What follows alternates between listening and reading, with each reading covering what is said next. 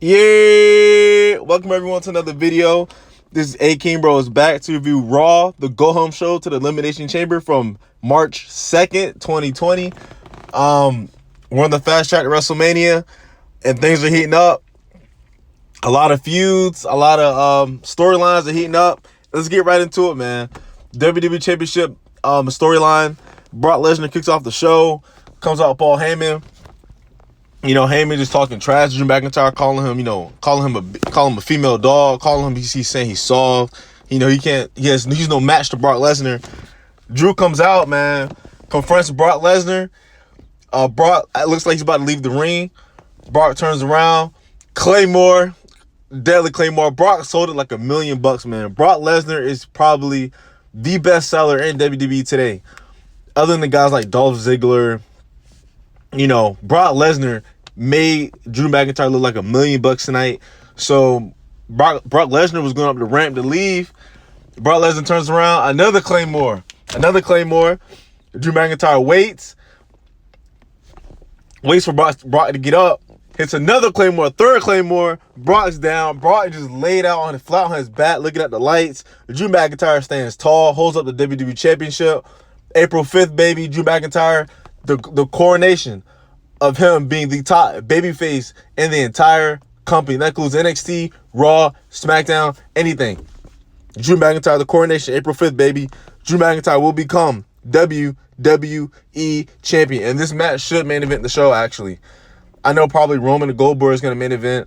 That'll be Roman Reigns' 5th WrestleMania main event in a 5-year span. But this match, Drew McIntyre and Brock Lesnar should main event on April 5th, WrestleMania 36. But we'll see, man. We'll see. Brock Lesnar's selling and just wow. But next we got a now or never Raw tag team title match between the Street Profits and Seth Rollins and Buddy Murphy, or just Murphy to cut his name. And this was, if this was the Profits' last chance to win the last chance to contend for the Raw tag team titles, as long as Murphy and Rollins are still the champions.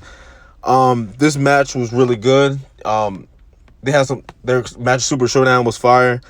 Kevin Owens got involved towards the end. Ref didn't see it.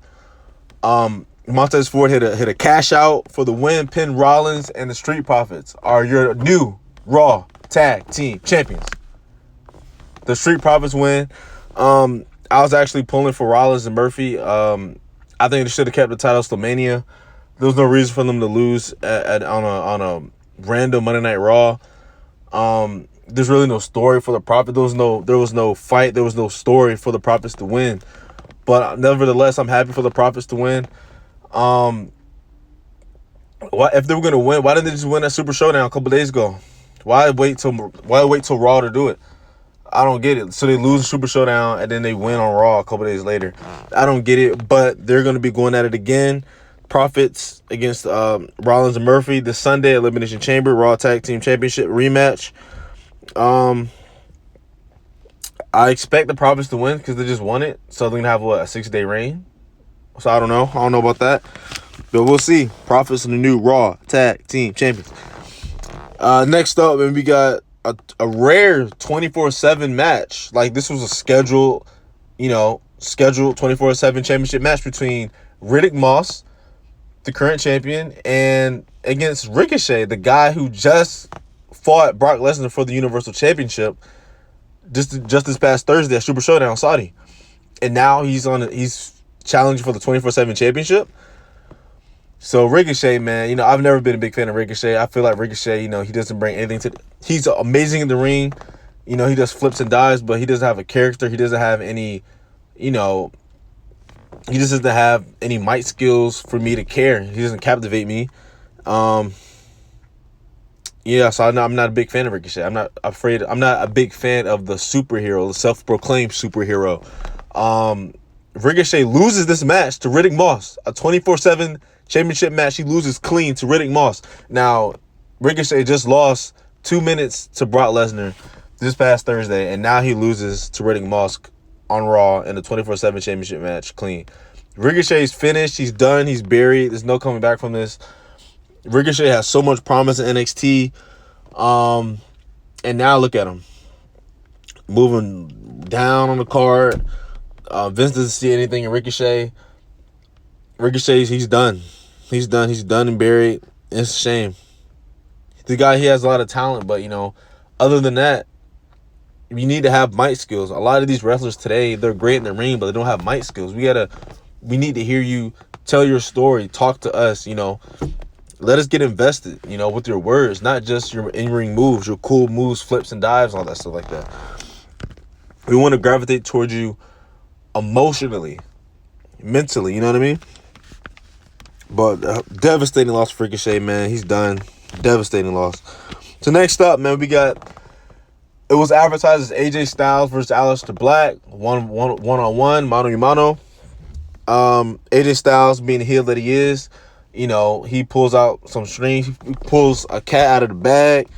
He says in the fine print in the contract that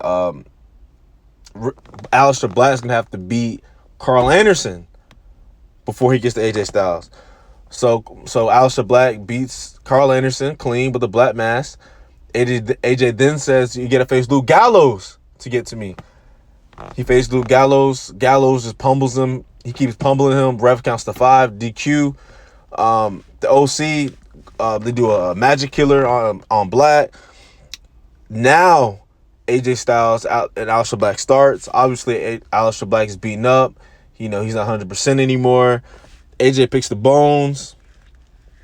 He wins his match, and while he covers Alistair Black, he does the Undertaker, tombstone with the tongue out. He just mocks Undertaker, and further plants seeds into the Undertaker AJ Styles, storyline heading into WrestleMania 36.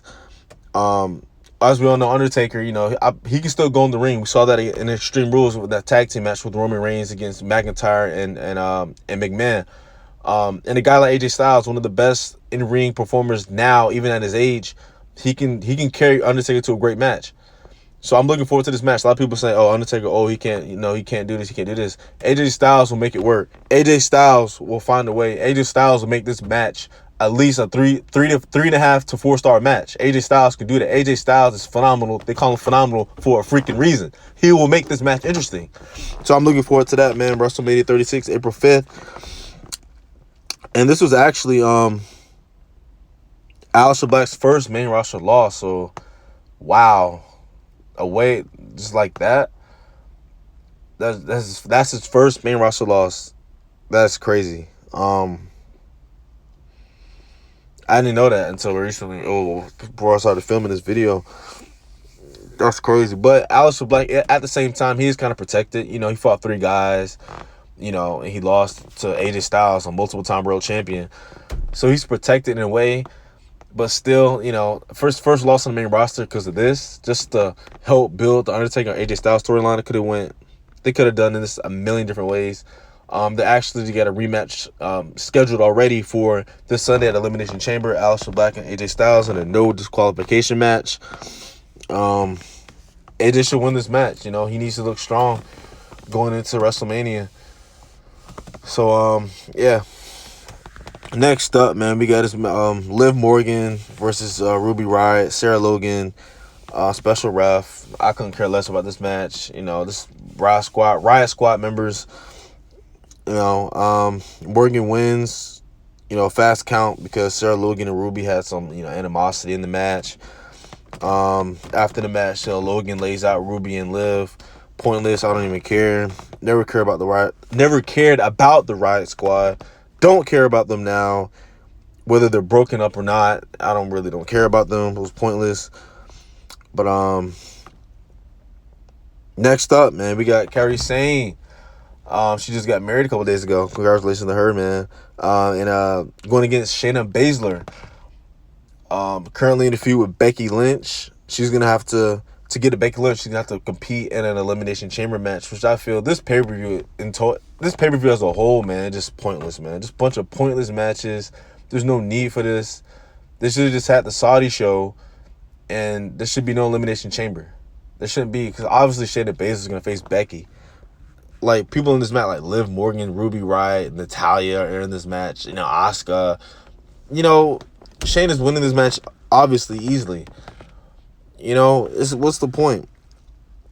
But Baszler wins, you know, taps out Kairi Sane. Baszler looks strong. Becky comes out, you know, with the, you know, big jacket, you know, nice jacket, you know, on commentary. Plays around the commentary, you know, just talking a bunch of trash. It looks like Becky's title reign will be coming to an end April 5th. Her title reign, I'm going to be honest, I'm a huge Becky fan, but her title reign is kind of losing its steam. And I believe it's time for someone new. And Shayna Baszler could be that woman. So, yeah, looking forward to that. Next up, we have the highly anticipated match between tag team match with Rey Mysterio and Humberto Carrillo teaming up to take on Andrade and Angel Garza with Zelina Vega. Rey and Humberto win this match. It was a fun match. This match was advertised last week. It is what it was. It was a good match. No, not bad at all. I appreciated it. I hope they, you know, do something else. You know, I hope they branch off, do something else. Or they have Fatal 4-Way at WrestleMania between these guys in a ladder match for the United States Championship. I'm down with that. Let's do something with these four guys. Athletic. Rey can still go at 45 years old. He can still go. You know, I'm with it. Let's do something big with these guys at WrestleMania instead of just, you know, tag team matches and, you know, Garza and Humberto going at it again. You know, I don't, you know, for the millionth time. But it was a good match. I appreciated it. Let's move on. And now we are at the main event segment of the evening. Edge's wife, Hall of Famer Beth Phoenix, multiple-time women's champion, comes to the ring to give us an update on her husband, Edge. As soon as Beth starts talking, Randy comes out immediately. I have void, you know, comes out. And Randy just, you know, just talks about, you know, how much Edge means to him. He said he loves Edge. He said he loves Beth. He said he loves, you know, his daughters, Lyric and Ruby. He was just saying, you know, Edge, you know, when Randy was in a tough place earlier in his career, you know, Edge was the one that pulled him out from the gutter, saved his life.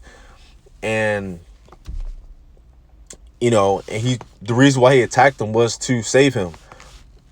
He wants Edge to be at home with Beth, be at home with the two daughters instead of competing in the ring at his age at 46 years old.